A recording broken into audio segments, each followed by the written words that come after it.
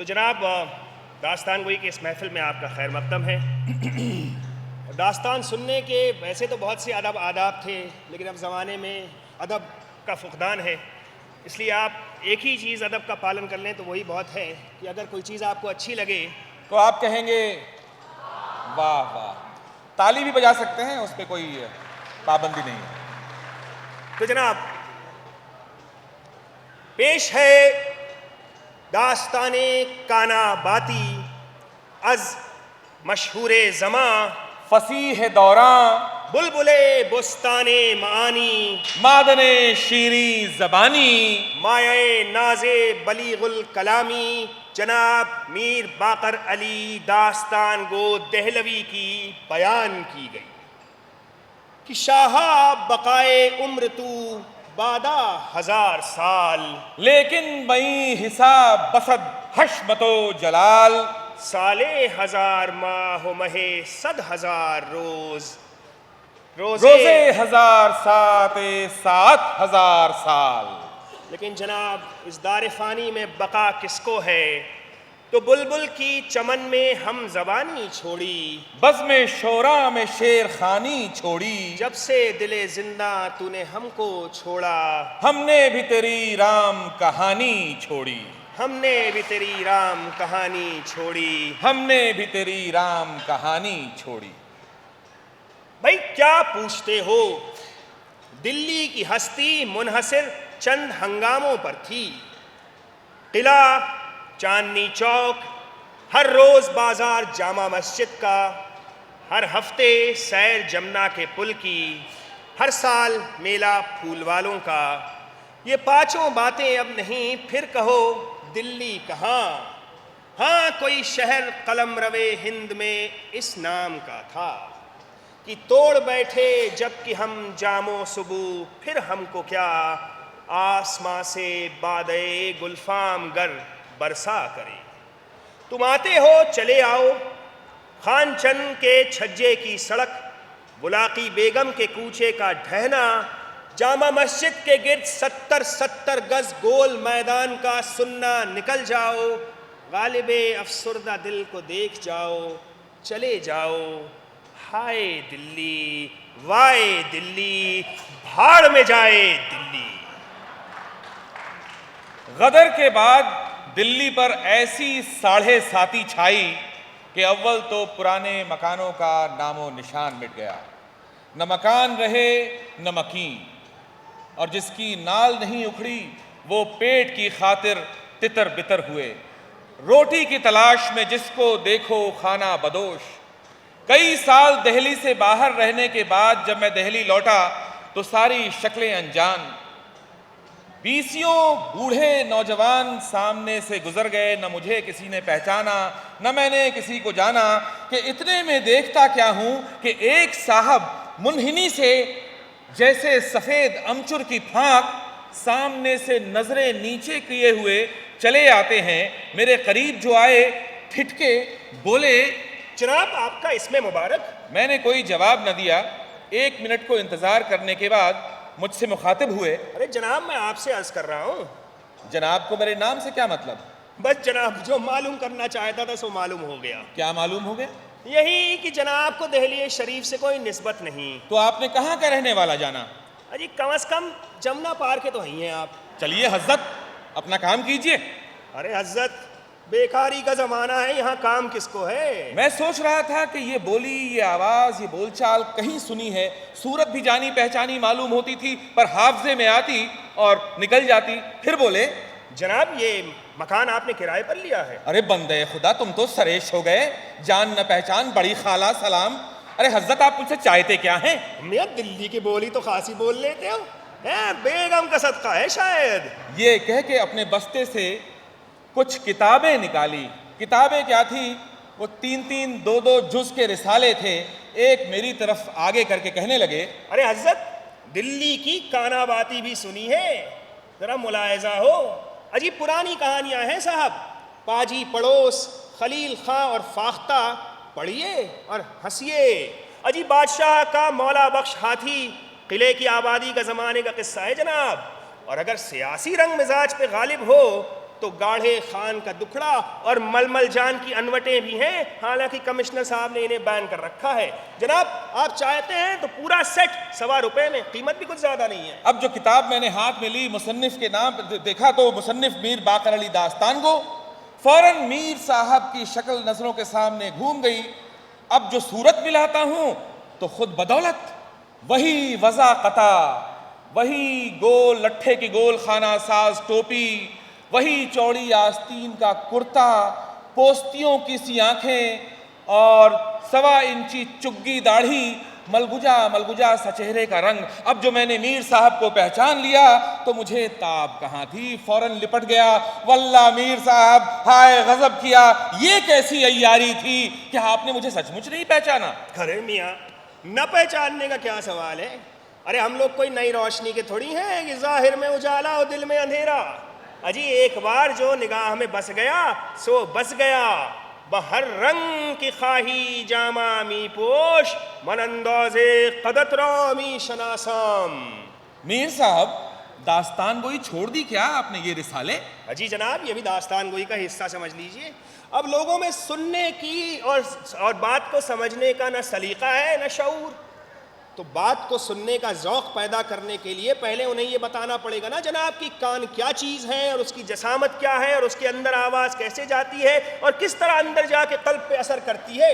ملاحظہ کیجئے ذرا کہ جناب کان جو خدا نے انسان کے پیدا کیے، ان کی ایسی پیچیدہ وجہ سے کیا غرض ہے کہ کان کے بیچوں بیچ ایک گڑھا اور اس کے بھی مختلف حصے اور اوپر نیچے ابھار جس کو مضروبوں کا، جن کو اردو میں ہم چونی کہتے ہیں، اور بیچ میں ایک روزن گوشت کے ایک اور تبگونا ابھار جس کو دربان گوشت کہتے ہیں، اور یہی دو ابھار کیا اور کناردار نالیاں ہیں۔ اور ایسی پیچیدہ وجہ سے انسان کے کان کو کیوں بنایا، جبکہ کان تو اور جانداروں کو بھی دیے ہیں اور جانوروں کو بھی، کہ وہ ان کی مدد سے انسانوں سے زیادہ سنتے ہیں، پھر انسان کے کان کو ایسی شکل کیوں دی بھلا؟ تو کان دھر کے سنیے حاضرین کہ کان کا جو باہر کا حصہ ہوتا ہے وہ چکردار نشیب ہوتا ہے۔ ہوا جب اس سے ٹکراتی ہے تو ہوا چھن چھنا کے ایک نلی میں داخل ہوتی ہے، بہت ہی لطیف بن کے اس نالی میں داخل ہوتی ہے۔ یہاں قدرت کا کرشمہ دیکھیے کہ اس نالی کی انتہا پر ایک ڈھول جیسے انگریزی باجا ہوتا ہے، دونوں طرف سے مڑھا ہوا، اس ڈھول کے نیچے ایک پٹری ہوتی ہے، تو جب ہوا لطیف بن کے وہاں پہنچتی ہے، اس سے ٹکراتی ہے تو ایک گونج پیدا ہوتی ہے۔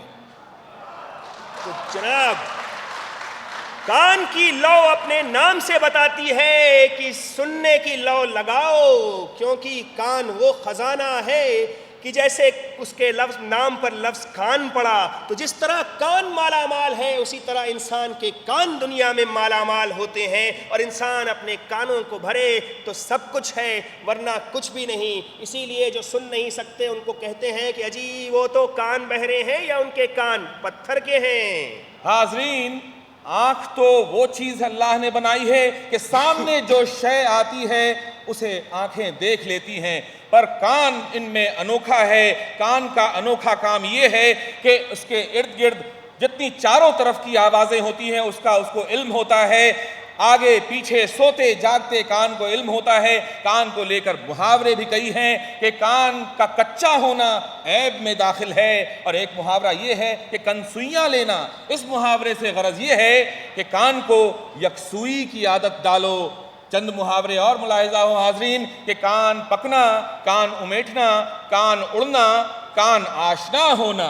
سنی نہیں کبھی گالی کی آشنا ہو کان، سنی نہیں کبھی گالی کی آشنا ہو کان، ذرا پکار کے کہیے تو مہرباں کیا کیا؟ کہاں تک سنوں کان تو اڑ گئے، تیری سنتے سنتے حکایات روز۔ جو کہے تو نے کلام بد زباں اونچے کیے، بات میرے منہ سے ایسی کیا نکلی جو سب نے کان اونچے کیے۔ سنتے سنتے کان اپنے بھر گئے، سنتے سنتے کان اپنے بھر گئے، کیا عبادت کو ہم ہی ہیں، سب فرشتے مر گئے۔ تو جناب علی، میر باقر علی کے باپ دادا داستان گو نہ تھے، ان کے نانا میر امیر علی قلعے میں قصہ خواں تھے۔ میر امیر علی تو سن 57 کی بساط کے ساتھ لپٹ گئے۔ میر صاحب کے ماموں میر کاظم علی نے اس کے بعد قصہ گوئی سے بڑھ کے داستان گوئی شروع کی اور اس فن کو ایسا چمکایا کہ واجد علی شاہ کے لکھنوی اور فیض آبادی قصہ گویوں کی چین بلوا دی، اجی دلی والوں کا سکہ بٹھا دیا۔ میر باقر علی انہی کے شاگرد تھے۔ استاد لاولد شاگرد ہونہار، اجی ماموں کو تو ہم نے سنا نہیں، بھانجے کو سنا ہے اور پیٹ بھر کے سنا ہے۔ کیا کہیں، اس فن کے خاتم تھے، وہ کیا مرے، یہ فن ہی اٹھ گیا۔ میر کاظم علی تو اپنے پیچھے میر باقر علی چھوڑ گئے، لیکن میر باقر علی نے میر اپنے نام کے سوا کچھ نہ چھوڑا۔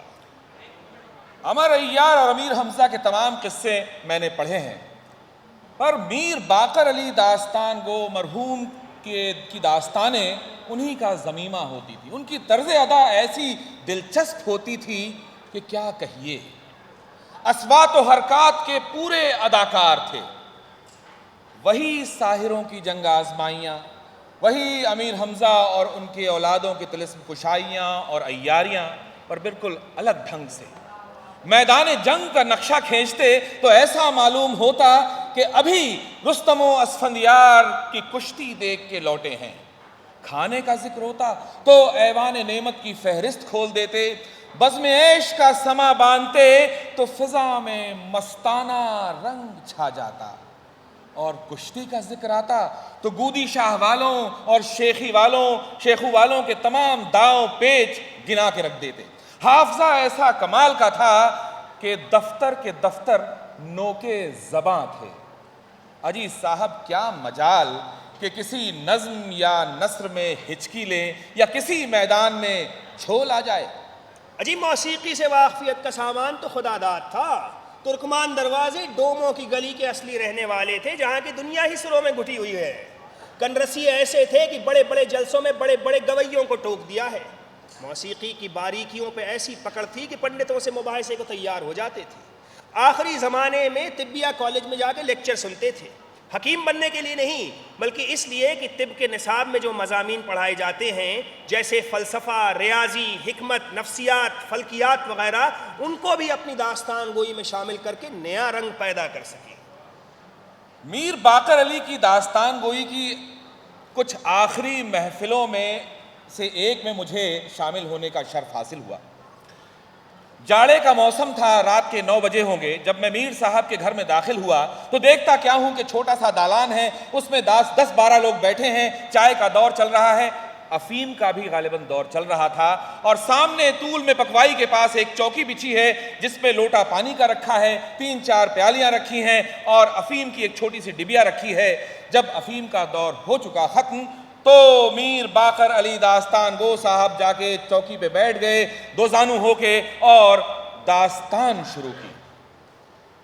تو جناب کم ترین یہ داستان فرحت عنوان اس مقام سے شروع کرتا ہے کہ دفتر کوچک باختر و بالا باختر ختم ہو چکا ہے اور لقائے بے بقا راندہ درگاہ زمانہ مقابلہ جناب آفتاب عالم تاب دولت قاہرہ اور مہتاب جہاں افروز سلطنت باہرہ شکنندہ گردن گردان گردن کشان عالم سلطان المعظم امیر المکرم جناب امیر حمزہ صاحب قران عرب و عجم سے بھاگ چکا ہے، اور بڑے بڑے سردار سر پرغرور در دولت پر خم کر چکے ہیں کہ انہی ایام پرسرور میں ایک روز کا ذکر ہے کہ شہزادہ بدیع الزمان لشکر سے 4-5 فرسنج کی دوری پر نکلا تو کیا دیکھتا ہے کہ ایک دریائے زخار اور بحر مواج ہے کہ ہر موج جس کی مثل زلف جانا پیچ در پیچ ہے، اور ہر گرداب اس کا صورت حلقہ کاکل فتنہ انگیزان معشوقان نظر آتا ہے، اور کیا وہاں سما ہے کہ کہوں کیا سما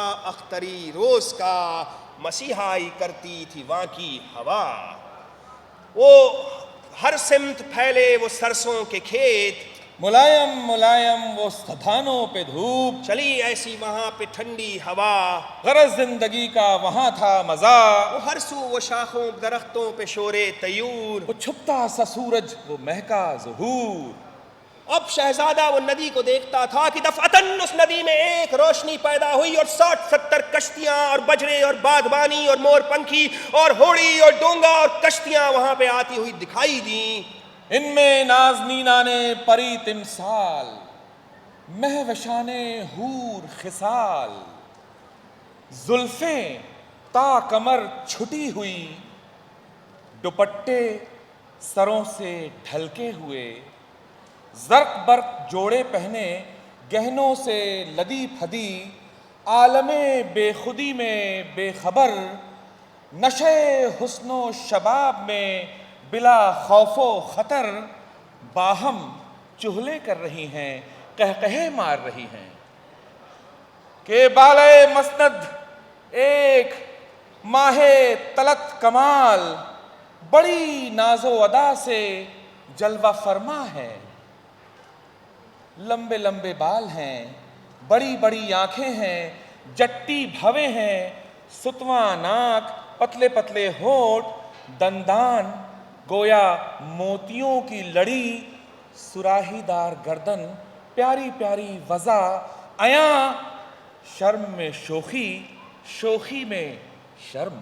اور سامنے کچھ گائنے طبلہ اور ڈھولک اور ستار لیے دھیمے دھیمے سروں میں چھوٹے چھوٹے بہاگ کے خیال گا رہی ہیں۔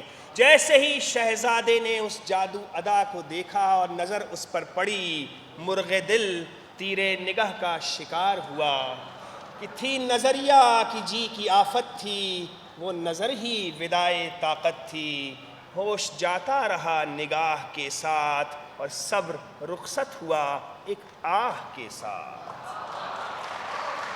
تو حاضرین، اس بزرگ و برتر اللہ نے کان کو ایسا انوکھا بنایا ہے کہ اسے چاروں سمت کا علم ہوتا ہے، ایسی چیز بنائی ہے کہ بالکل انوکھی ہے، کہ اس لیے کہتے ہیں کہ کان کو مضبوط بناؤ، کان کو کندار بناؤ، کہ چھوٹے چھوٹے جملوں میں بڑے بڑے معنی چھپے ہوتے ہیں۔ کہ مثلاً ایک بار ایک بادشاہ سبززار کی سیر کرتا جاتا ہے، گھوڑے پر سوار ہے، وزیر ہمراہ ہے، کہ ایک مقام پہ جو جا کے پہنچا تو دیکھتا کیا ہے کہ ایک کھیت میں ایک بوڑھا پھوس گوار بالکل کمزور لیکن بڑی محنت سے کھیت جوت رہا ہے۔ بادشاہ کو اس کی حالت پہ جو رحم آیا، اس کے پاس پہنچا، کہا ارے خدا کے واسطے بڑے میاں، آپ نے ایسا کیوں نہ کیا؟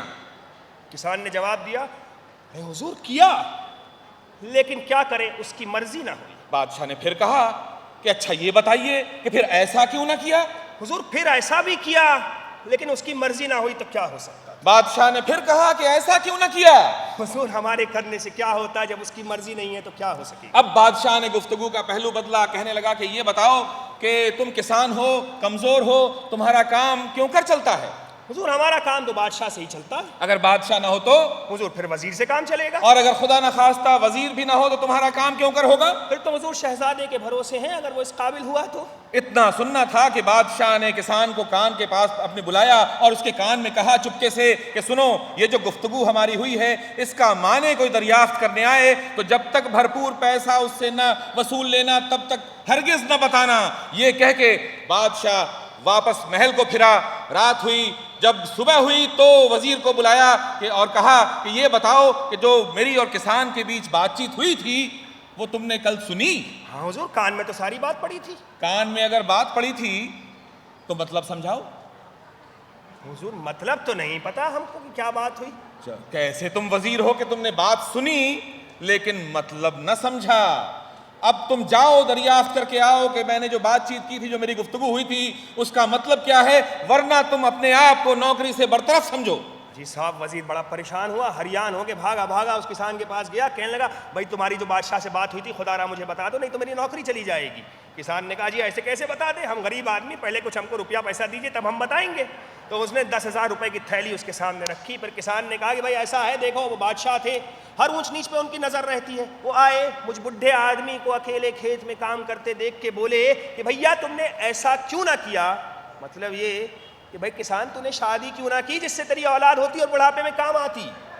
تو میں نے کہا حضور کیا، لیکن اس کی مرضی نہ ہوئی، کہ شادی تو میں نے کی تھی لیکن اس کی مرضی نہ ہوئی تو اولاد کہاں سے ہوتی؟ اس نے پھر مجھ سے پوچھا اچھا تو پھر تم نے ایسا کیوں نہ کیا، یعنی اس نے کہا کہ بھائی تم نے دوسری شادی کیوں نہ کی جس سے تو ایک اور دوسری اولاد پیدا ہوتی؟ میں نے کہا حضور وہ بھی کر کے دیکھ لیا لیکن جب اس کی مرضی نہ ہوئی تو پھر کہاں سے ہمارا کام ہوتا؟ تو تیسری بار اس نے اسی بات کو کہا. میں نے کہا حضور ہمارے کرنے سے کیا ہوتا ہے, جو وہ لکھتا ہے تقدیر میں وہی ہوتا ہے. اب وزیر نے پوچھا کہ یہ بتاؤ کہ بادشاہ, وزیر اور شہزادے کی جو گفتگو ہوئی اس کے کیا معنی ہیں؟ ارے بھائی تم وزیر ہو اتنا بھی نہیں پتا تم کو, ہم کسان ہیں, ہمارا کام کس سے چلتا ہے؟ بارش سے. اچھا تو بارش کس مہینے میں سب سے زیادہ ہوتی ہے؟ جولائی میں. تو ہمارے لیے بادشاہ کون ہوا؟ جولائی. جولائی کا مہینہ. اور اگر بالفرض جولائی میں بارش نہ ہو تو وزیر ہمارے لیے اگست کے مہینے کی بارش ہے, اور وہ بھی نہ ہو تو بھائی ستمبر میں جو تھوڑی بہت بارش ہوتی ہے وہی ہمارے لیے شہزادہ ہے کہ اسی کے بھروسے چلیں گے. اب حاضرین, جو وزیر نے یہ بات سنی, سن کے یہ سمجھا کہ بات کو یوں سنتے ہیں اور بات کو یوں سمجھتے ہیں کہ بات جو نوشیرواں کے کان پڑی, جان میں اس کے تازہ جان پڑی.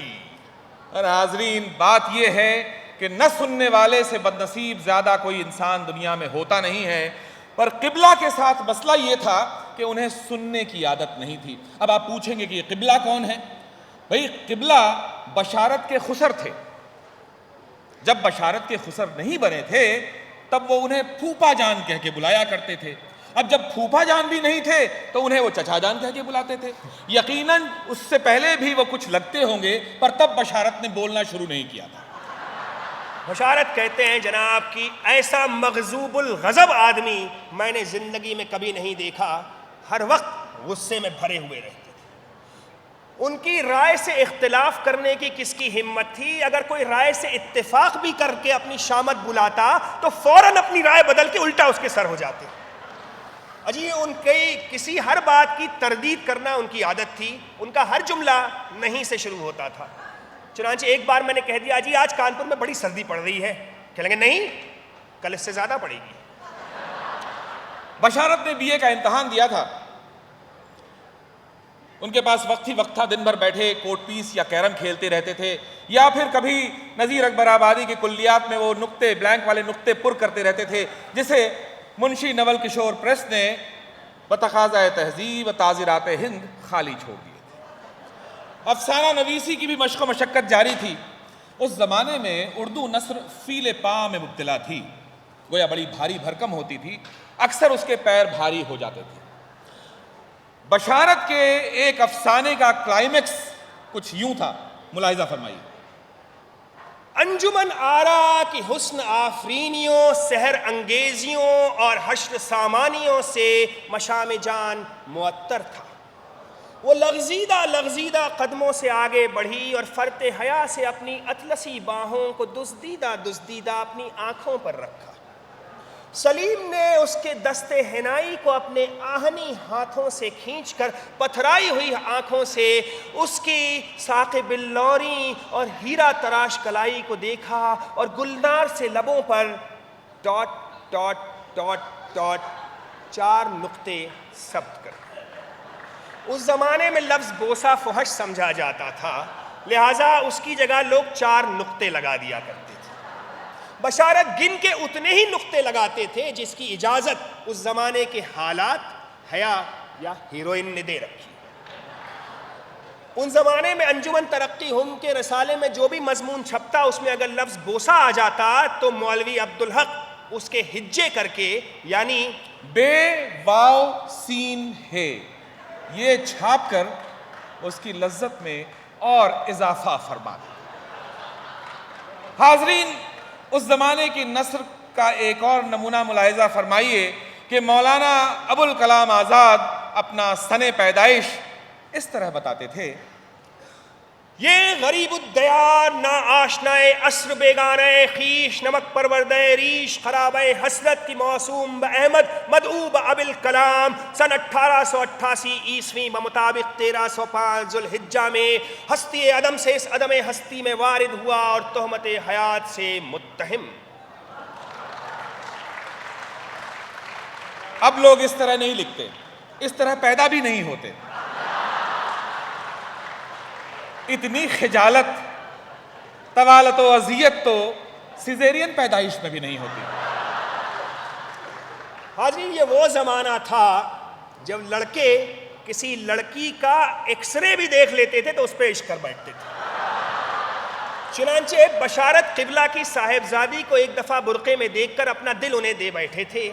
برسوں وہ چنگاری عشق کی ان کے دل میں سلگتی رہی. بالآخر ایک دن انہوں نے ہمت کر کے ایک رقعہ شادی کی درخواست کا قبلہ کے نام لکھ دیا اور رجسٹری سے اسے بھیج دیا، حالانکہ قبلہ کے گھر کی دیوار ان کی دیوار سے سٹی ہوئی تھی. رقعہ 23 صفحات اور 50 اشعار پر مشتمل تھا، جن میں سے آدھے خود بشارت کی تھی.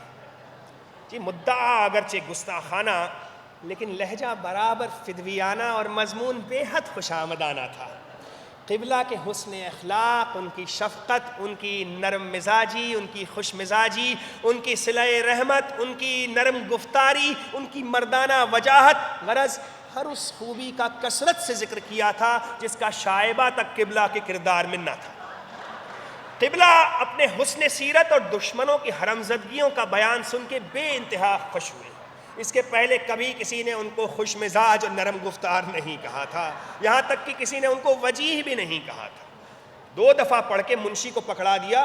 کہنے لگے صاحب ذرا پڑھ کے بتائیے کہ صاحبزادے نکاح کس سے کرنا چاہتے ہیں، اوصاف تو میرے بیان کیے ہیں. بشارت کی جرت رندانہ کی داستان جس نے سنی ششدر رہ گیا. خیال تھا کہ کوئی آتش فشاں پھٹ پڑے گا اور قبلہ از راہ ترحم اگر سارے خاندان کو قتل نہیں کر دیتے تو کم از کم سب کی ٹانگیں تو ضرور توڑ دیں گے. لیکن جناب ایسا کچھ نہ ہوا. خلاف توقع قبلہ نے بشارت کو اپنے حلقہ ارادت اور حلقہ غلامی میں قبول کر لیا، یعنی بشارت ان کے داماد بن گئے. قبلہ ہجرت کر کے کراچی پہنچے تو سارا شہر انجان، یہاں تک کہ اپنے پیروں کو جو دیکھا تو وہ بھی کسی اور کے معلوم ہوئے.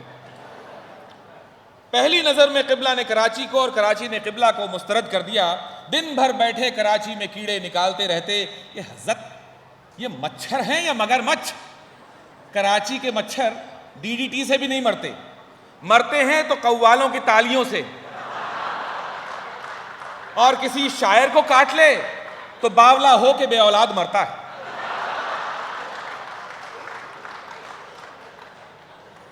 نمرود مردود کی موت جو ہے اس کے ناک میں مچھر کے گھسنے سے ہوئی تھی. اگر کراچی کے مچھروں کا شجرہ نسب ملائے تو اسی مچھر سے جا کے ملتا ہے. اور ذرا زبان تو ملاحظہ فرمائیے. ایک روز میں نے سنا کہ ایک صاحب پٹے والے کو بلا رہے ہیں. میں نے کہا کہ شاید کتے کو بلا رہے ہیں. بعد میں معلوم ہوا کہ کراچی میں چپراسی کو پٹے والا کہتے ہیں. ہر وقت کوئی نہ کوئی پھڈا پڑتا رہتا ہے یا لفڑا ہوتا رہتا ہے. ٹوکو تو کہتے ہیں کہ اردو زبان میں اس صورتحال کے لیے کوئی لفظ نہیں ہے. ارے بھائی اردو زبان میں یہ صورتحال بھی تو نہیں ہے.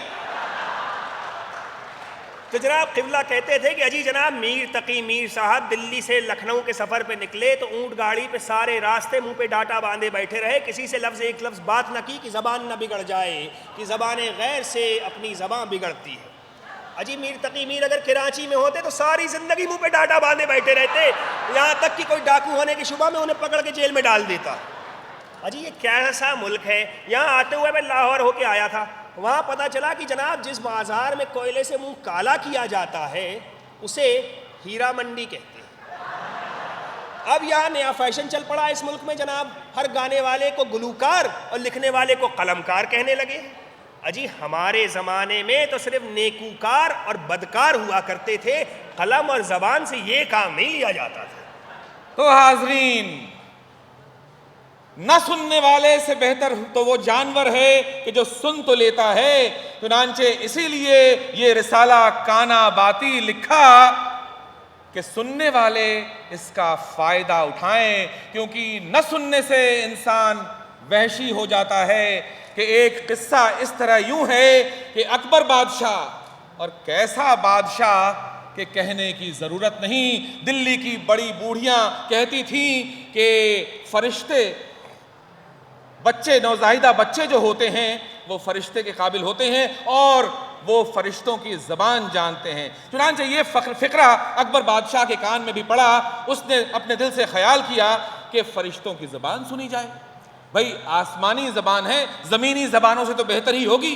چنانچہ اس نے حکم دیا کہ چند نوزائیدہ بچوں کو ایک محل کے کمرے میں بند کر دیا جائے، دودھ پلانے والیاں وہاں جائیں، نہ کوئی اشارہ کریں نہ بات کریں، صرف دودھ پلا کے باہر آ جائیں۔ چنانچہ ایسا ہی ہوا۔ چند سال کے بعد اکبر بادشاہ نے حکم دیا کہ بچے بڑے ہو گئے ہیں، اب انہیں دربار میں لے کے آؤ۔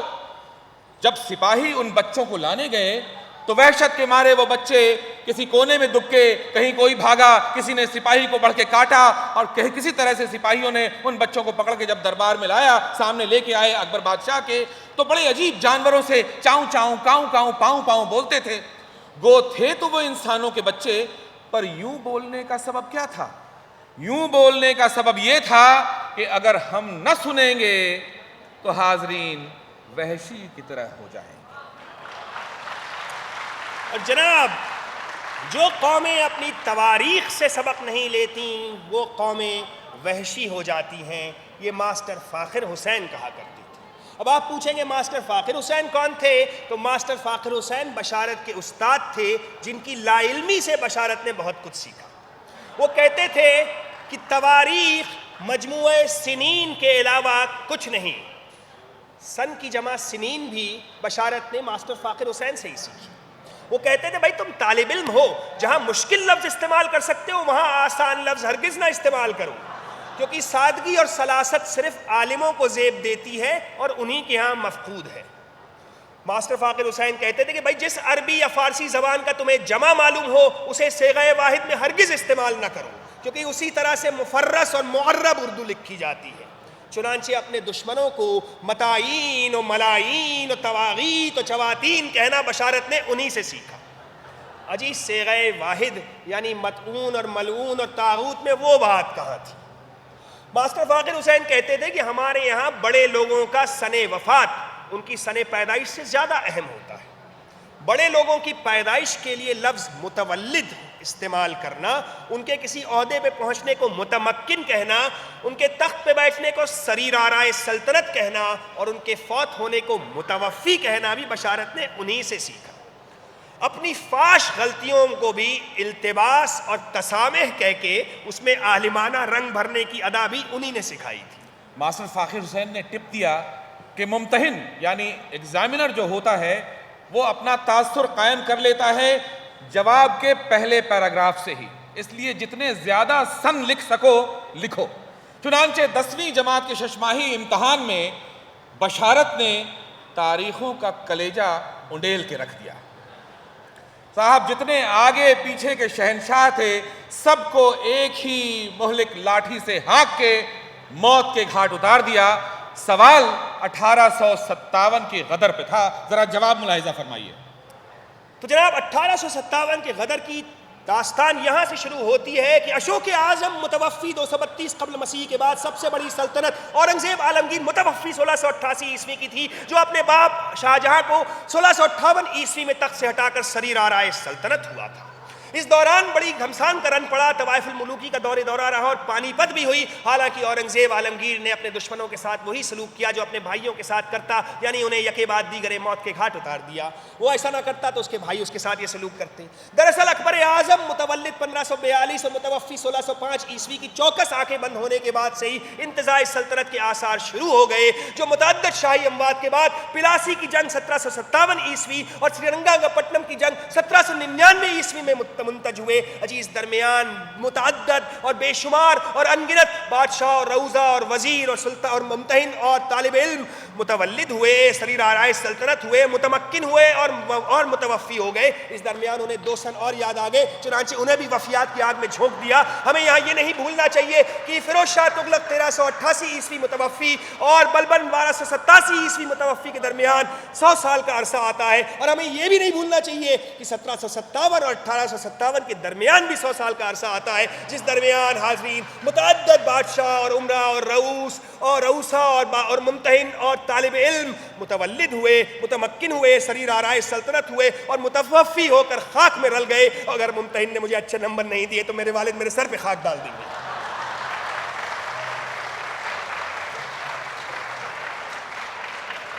حاضرین، ماسٹر فاخر حسین بہت گھسے ہوئے اور بہت منجھے ہوئے ماسٹر تھے۔ سخت سے سخت مقام سے وہ ایسے گزر جاتے تھے، بھاری سے بھاری پتھروں کو چوم کے آسانی سے گزر جایا کرتے تھے۔ انگریزی میں ہاتھ تنگ تھا، پر اگر کبھی کلاس لینا پڑ جائے تو کہتے موسیقی کی بنیاد طبلہ ہے، گفتگو کا اساس گالی ہے اور انگریزی کا اساس گرامر ہے۔ یہ کہہ کے پیچھے بلیک بورڈ کی طرف پلٹتے اور ٹو گو TOGO لکھتے اور لڑکوں سے پوچھتے کہ بتاؤ یہ کیا ہے؟ ایک لڑکا فوراً ہاتھ اٹھا کے جواب دیتا، ارے سر یہ تو سمپل انفینیٹیو ہے۔ اسبات میں گردن ہلاتے کہتے بالکل ٹھیک۔ اتنے میں کیا دیکھتا ہے کہ دوسرا لڑکا ہاتھ اٹھائے بیٹھا ہے، کہنے لگے آپ کو کیا تکلیف ہے؟ سر یہ سمپل انفینیٹیو نہیں ہے، یہ ناؤن انفینیٹیو ہے سر۔ اچھا، گویا آپ اس لحاظ سے کہہ رہے ہیں۔ اتنے میں کیا دیکھتے ہیں کہ کلاس کا ذہین سب سے ذہین طالب علم ابھی بھی اپنے ہاتھ اٹھائے ہوئے اس کی طرف مڑتے اور کہتے آپ کا سگنل ابھی تک ڈاؤن نہیں ہوا، کہیے۔ سر یہ جرنڈیل انفینیٹیو ہے جو ریفلیکسو ورب سے مختلف ہوتا ہے، نیسفیل کی گرامر میں ایسے ہی لکھا ہے۔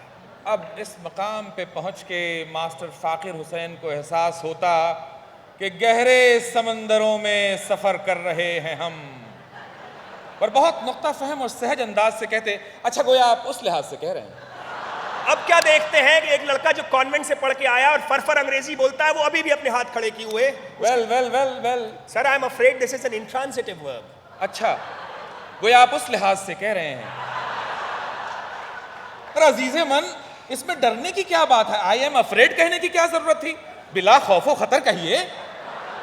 جناب ماسٹر فاقر حسین نے تا زندگی کبھی کوئی نماز اور مجرا قضا نہیں کیا۔ اب ایسے ماسٹر کہاں سے لائیں کہ جن کی لا علمی پہ بھی پیار آتا تھا؟ گویا آپ اس لحاظ سے کہہ رہے ہیں۔ جناب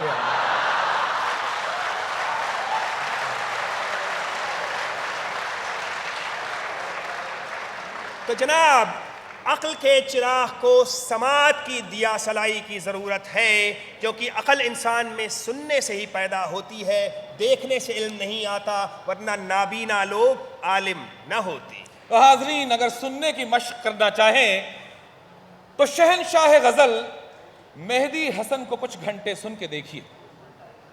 جناب مہدی حسن کو سننے سے پہلے آپ کو یہ سمجھنا پڑے گا کہ کلیدی لفظ کیا ہوتا ہے۔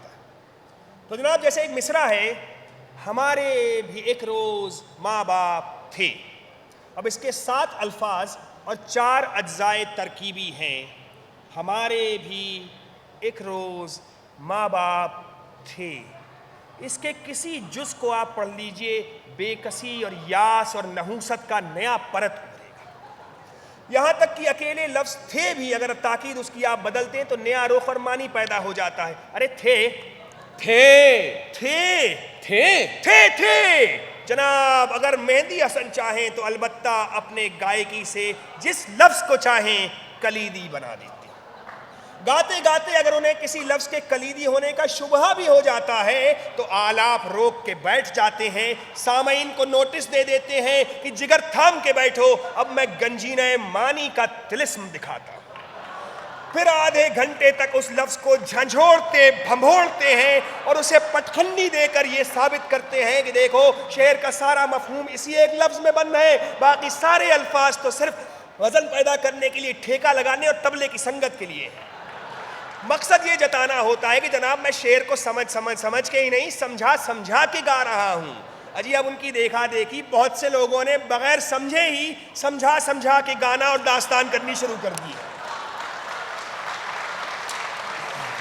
حاضرین ہوتا یوں ہے کہ شہنشاہ غزل مہدی حسن کسی ایک لفظ کو پکڑتے ہیں اور اسے کھدیڑتے ہوئے راگ اور غزل کے نو مینز لینڈ میں جا کے چھوڑ دیتے ہیں۔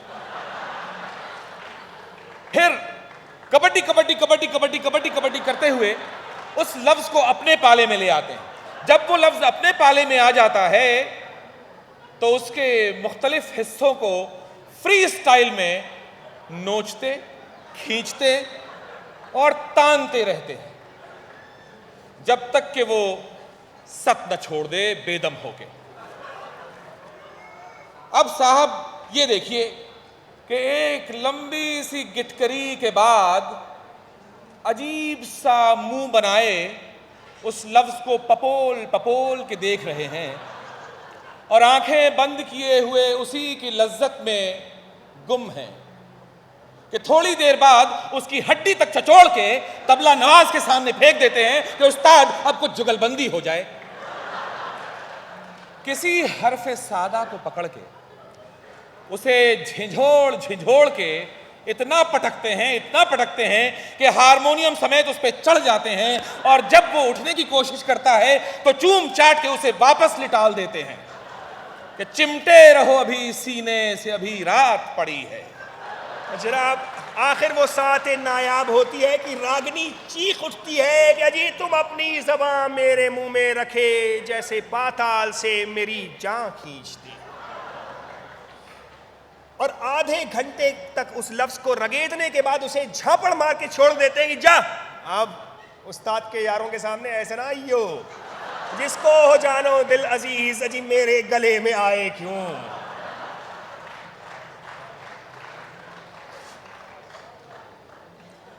مہندی حسن کی گائیکی کے بارے میں میٹھے میٹھے الفاظ آپ نے سنے, ہو سکتا ہے ہماری باتیں کچھ آپ کو کڑوی لگی ہوں, لیکن حاضرین یہ یاد رکھیے گا کہ کڑوی نیم پہ بیٹھا طوطا زیادہ ذہین مانا جاتا ہے.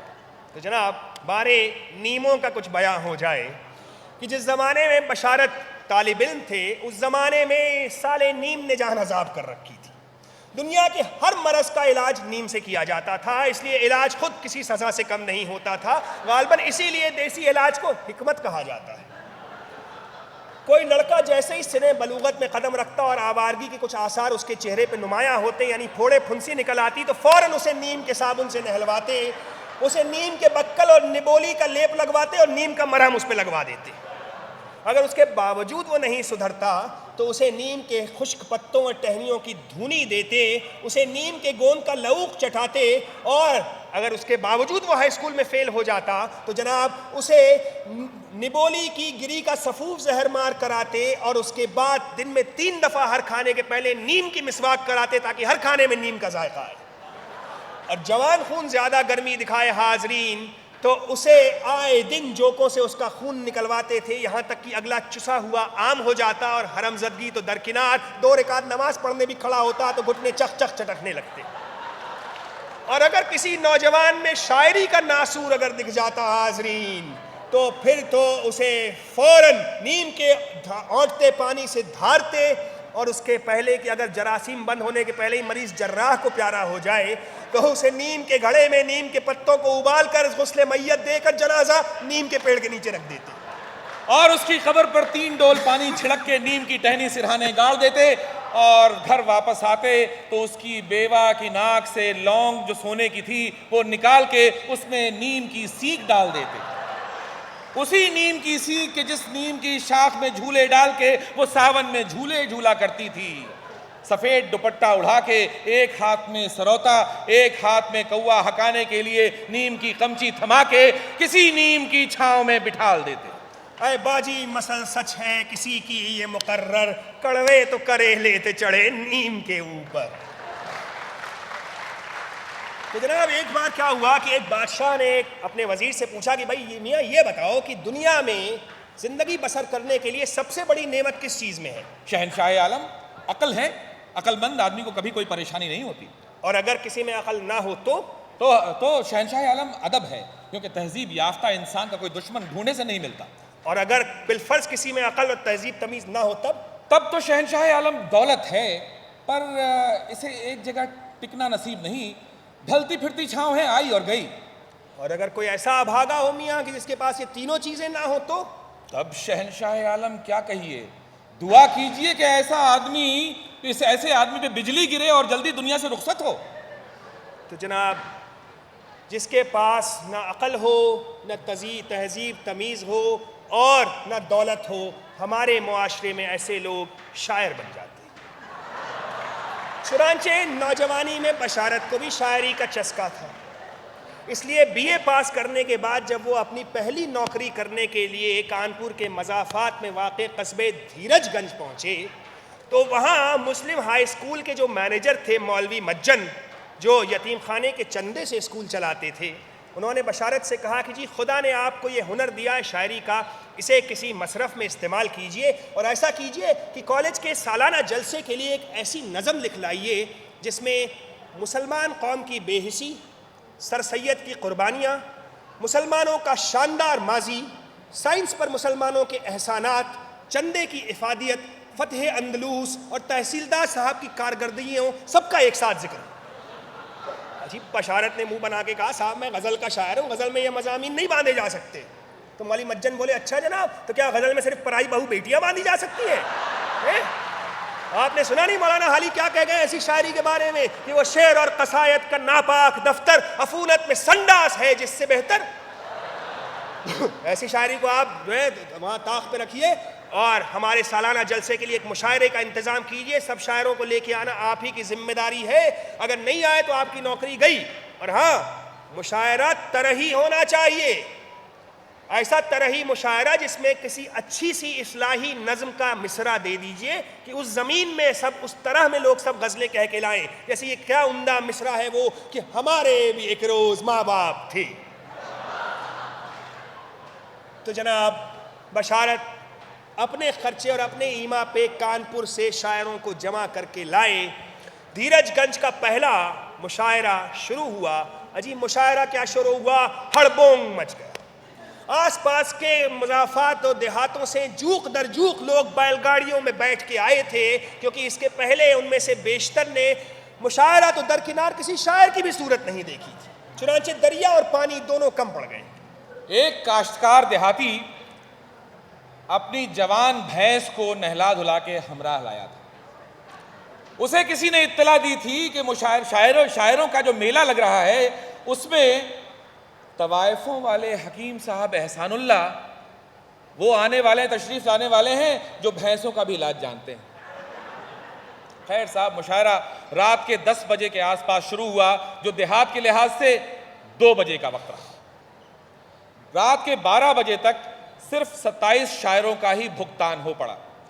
صدر مشاعرہ مولی مجن کو کسی ظالم نے داد دینے کی عجیب ترکیب سجھائی تھی کہ وہ سبحان اللہ واہ واہ کے جگہ پہ ہر شعر کے بعد مکرر ارشاد کہتے تھے۔ چنانچہ 24 شاعر 54 کے برابر ہو گئے۔ اب صاحب ہوٹنگ بھی 2 سے ضرب ہو گئی۔ قادر بارہ بنکوی کے تو پہلے شعر پہ ہی یعنی مطلع پہ ہی سامعین نے تمبو سر پہ اٹھا لیا۔ انہوں نے عاجز آ کے کہا کہ حاضرین، شعر ہی تو پڑھا ہے، گالی تو نہیں دی ہے۔ اس پہ سامعین اور بے قابو ہو گئے، لیکن قادر بارہ بنکوی نے ہمت نہیں ہاری، بڑے آرام سے بیڑی سلگاتے ہوئے کہنے لگے، حاضرین، اگر آپ لوگوں کو ذری قرار آ جائے تو دوسرا شعر عرض کروں۔ حاضرین، آپ سمجھ سکتے ہیں کہ کیا حال ہوا ہوگا مشاعرے کا۔ یہ اردو تاریخ کا پہلا مشاعرہ تھا کہ جسے سامعین نے لوٹ لیا۔ حاضرین، رات کے 12 بجے کا عمل ہوگا، 400 سامعین کا توتی بول رہا تھا۔ عجیب مشاعرے کے شور و شغب سے سہم کر گاؤں کی سرحد پہ گیدڑوں تک نے بولنا بند کر دیا تھا۔ ایسی ہوٹنگ نہیں دیکھی گئی کہ شاعر کے آنے کے پہلے شروع ہو جائے اور اس کے جانے کے دیر بعد تک جاری رہے۔ ایک مقامی شاعر ہوٹنگ کروا کے گردن ڈالے جا ہی رہا تھا کہ ایک صاحب اٹھے اور گھٹنوں کے بل چاندنی پہ چلتے ہوئے صدر مشاعرہ تک پہنچے اور کہنے لگے، جناب میرا ناقص کلام بھی سنوا دیجئے۔ اس پہ سامعین چلانے لگے، ارے ناقص کا کلام سنائیے، ارے ناقص کا کلام سنائیے۔ تو صاحب وہ سب مائک کے سامنے کھڑے ہوئے تو معلوم ہوا کہ ان کی اچکن اتنی لمبی ہے کہ ٹخنوں تک کو ڈھکے ہوئے ہیں اور اس کے اندر وہ کیا پہنے اس کا کچھ خلاصہ نہیں۔ انہوں نے ہوٹنگ کی پرواہ کیے بغیر اطمینان سے اپنی جیب سے جیبی گھڑی نکالی اور ٹٹول کے کانوں کے پاس لے گئے اور سننے لگے کہ شور و شغل سے وہ چل پڑی ہے یا ابھی بھی بند ہے۔ پھر کہنے لگے بٹن کھولتے ہوئے اچکن کے، ارے حاضرین، آپ کے چیخنے سے تو میرے گلے میں خراش پڑ گئی۔ لوگوں کی ہوٹنگ نہ بند ہوئی تو انہوں نے کہا، جناب دیکھیے، میں کسی خاص وجہ سے غیر طرحی غزل پڑھنا چاہتا ہوں، لوگوں اور کسی باوجود وہ وجہ نہیں بتانا چاہتا۔ اب لوگوں چلائے وہاں پہ، وجہ بتاؤ نہیں تو بدھو گھر کو جاؤ۔ اب انہوں نے کہا، جناب وجہ یہ ہے کہ جو مصرع طرح دیا گیا ہے اس میں سکتہ پڑتا ہے۔ یہ کہہ کے انہوں نے تختی کر کے دکھایا کہ دیکھیے حاضرین، مرض کو بروزن فرض باندھا گیا ہے۔ اجی آج کی رات یادگار رہے گی کہ شورائے کانپور نے غلط العام تلفظ کو شورائے عام اور دوائے مقام بخشا۔ اس پہ بقائے دوام بخشا۔ اس پہ حاضرین کی آخری صف سے ایک باریش بزرگ کھڑے ہو کے بولے اور انہوں نے مزید چنگاری چھوڑی، یا جی اس میں سکتہ ہی نہیں ہے، اس میں تو الف بھی گرتا ہے۔ الف بھی گرتا ہے۔ اب صاحب شاعروں کے اوپر الف ایسے گرا جیسے فالج گرتا ہے، سب سکتے میں آ گئے۔ جوہر الہ آبادی کچھ کہنا چاہتے تھے پر اب شاعروں کے بولنے کی باری ختم ہو چکی تھی۔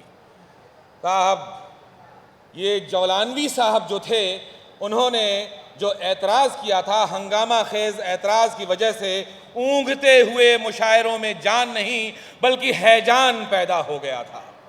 سامعین نے آسمان، مصرع طرح اور شاعروں کو اپنے سینگوں پہ اٹھا لیا، گویا ایک ہلڑ مچ گیا۔ روشنی کے لیے جو وہاں ہنڈے لگائے گئے تھے، دو تو پہلے ہی بجھ گئے تھے کہ تیل ختم ہو گیا تھا، چوتھا اور تیسرا جو ہے اس میں وہ مند پڑ رہا تھا کہ کسی شرارتی نے جا کے اسے ایسا جھڑجھڑایا کہ سب مینٹل گر گئے اور گھپ اندھیرا ہو گیا۔ اب صاحب مار پیٹ شروع ہوئی۔ ہاتھ کو شاعر سجھائی نہیں دیتے تھے، چنانچہ بے قصور سامعین پٹ رہے تھے۔ لوگ نام اور تخلص لے لے کے گالیاں دے رہے تھے، لے لے کے پیٹ رہے تھے کہ کہاں گیا وہ جولانوی، ارے بارہ بنکوی ادھر بھاگا، ارے پھپھوندوی کو پکڑو، پھپھوندوی بہت بول رہا تھا، اس کو پکڑو، اس کو پکڑو۔ گویا حاضرین ایک ہلڑ مچ گیا۔ اس کے بعد حاضرین شروع ہوئی لوٹ پاٹ۔ اجی جوتوں پہ ہی موقوف نہیں، ہر وہ چیز جو چرائی جا سکتی تھی چرائی لی گئی۔ پانوں کے رکھنے کی چاندی کی تھالی، درجنوں انگوچھے، جازم، چاندنیاں، ساغر جالونوی کی اچکن جس کے نیچے کرتا یا بنیان بھی نہیں تھا، اختر بستوی کی جیب میں پڑے ہوئے 8 روپے، پڑوسی کی بیوی کے ساتھ نام لکھا ہوا مہکتا خط اور ریشمی رومال۔ حد تو یہ ہے کہ کوئی ظالم ایک ہی جھٹکے میں ان کے چوڑی دار سے پیوست ریشمی اظہار بند اشار کھینچ کے لے گیا۔ اجی تحصیلدار کے منشی بنواری لال ماتھر کے تو منہ کے ڈینچرز بھی کوئی لے گیا۔ صرف ایک ہی چیز لوگوں نے نہیں چرائی، ہر وہ چیز جو چرائی جا سکتی تھی اسے نوچ کے، گھسوٹ کے، کھسیٹ کے، اتار کے، اکھاڑ کے لوگ لے گئے۔ ایک چیز نہیں لے گئے، شاعر اپنی اپنی بیاضیں جہاں چھوڑ کے بھاگے تھے وہ اگلے دن تک وہیں پڑی رہی۔ حاضرین دیہاتی جو وہاں موجود تھے، انہوں نے یہ سمجھا کہ شاید یہ لوٹ کھسوٹ، یہ جو مشاعرہ ہے اس کے اختتامی آداب میں شامل ہے، چنانچہ انہوں نے بھی جم کے اس میں حصہ لیا اور بعد کو بہت دن تک ہر آئے گئے لوگوں سے پوچھتے تھے کہ اب دوسرا مشاعرہ کب ہوئی۔ حاضرین مگر آپ سے التباساً عرض ہے کہ شاعر کیسا ہی پھوہڑ کلام نہ سنائے، آپ خدا را اس کی ہوٹنگ نہ کریے گا۔ جو مشاعرہ آج کل میں ہونے والا ہے میں اس کے بارے میں کہہ رہا ہوں، کیونکہ حاضرین دیکھیے شعراء کی بد مذاقی اور بد تہذیبی تو پھر بھی گوارا ہے، لیکن سامعین کی بد ذوقی، بد مزاجی، بد تہذیبی اور بد مزاجی سے کوئی سماج کبھی ابھر نہیں سکتا۔ تو جناب بد زبانی کا برا انجام ہے، بد زباں انسان سدا بدنام ہے، آدمی کو بد زبانی ہے بری، یہ زباں ہے گوشت کی چلتی چھری، تیز چاقو اپنے منہ میں جو رکھے، پہلے وہی زخم کی لذت سہے، کی قدرت کو ناپسند ہے سختی بیان میں، قدرت کو ناپسند ہے سختی بیان میں، پیدا نہ کی اسی لیے ہڈی زبان میں۔ تو جناب میر باقر علی صاحب کہتے ہیں کہ اے اردو والوں اور اے دلی والوں، زندگی کی ترقی کا سارا کچھ جو ہے وہ بول چال پہ ہی موقوف ہے، تو اپنی زبان کو درست رکھو اور زبان کو نہ بگڑنے دو، کیونکہ زبان بگڑ گئی تو زندگی اور عاقبت دین و دنیا دونوں بگڑ جاتے ہیں، کیونکہ یہ اردو زبان جو ہے یہ تمہارا سب سے قیمتی سرمایہ ہے۔ کس لیے کہ اردو زبان کی ماں سنسکرت اور باپ عربی ہیں، اس لیے دنیا کی تمام اور جو زبانیں ہیں یہ اس کے دور اور قریب کی رشتہ دار ہیں، اور اردو زبان میں یہ خاصیت ہے کہ دنیا کے کسی بھی لفظ کو اپنے تصرف میں لے آتی ہے، اور کیسا نازک کسی بھی زبان کا لفظ نہ ہو اردو میں خوب پھپتا ہے اور بالکل بھی اکھڑتا نہیں ہے۔ تو اے اردو والوں اور اے دلی والوں، یہ جان لو کہ یہ جو زبان ہے یہ اس ملک کے بڑھاپے کی اولاد ہے، اسی لیے اس کا سب سے بڑا سہارا ہے، اور تم نے اگر تمہاری ساری ترقی اردو پر ہی منحصر ہے، اگر تم نے اپنی اردو کو درست کر لیا اور محنت کر لی تو پھر زندگی میں تم ہی تم ہو کہ وہی لوگ پاتے ہیں عزت زیادہ. جو دنیا میں کرتے ہیں محنت زیادہ. بڑائی بشر کو اسی سے ملی ہے. نکمی جو گزرے وہ کیا زندگی ہے. حقیقت جو محنت کی پہچانتے ہیں اسے کیمیا سے سوا جانتے ہیں. جہاں میں اگر کیمیا ہے تو یہ ہے. غریبی کی دکھ کی دوا ہے تو یہ ہے. تو میری جان غافل نہ اس سے رہنا. اگر چاہتے ہو فراغت سے رہنا. وہی لوگ پاتے ہیں عزت زیادہ جو دنیا میں کرتے ہیں محنت زیادہ. جو کرتے ہیں دنیا میں کرتے ہیں محنت زیادہ. جو دنیا میں کرتے ہیں محنت زیادہ.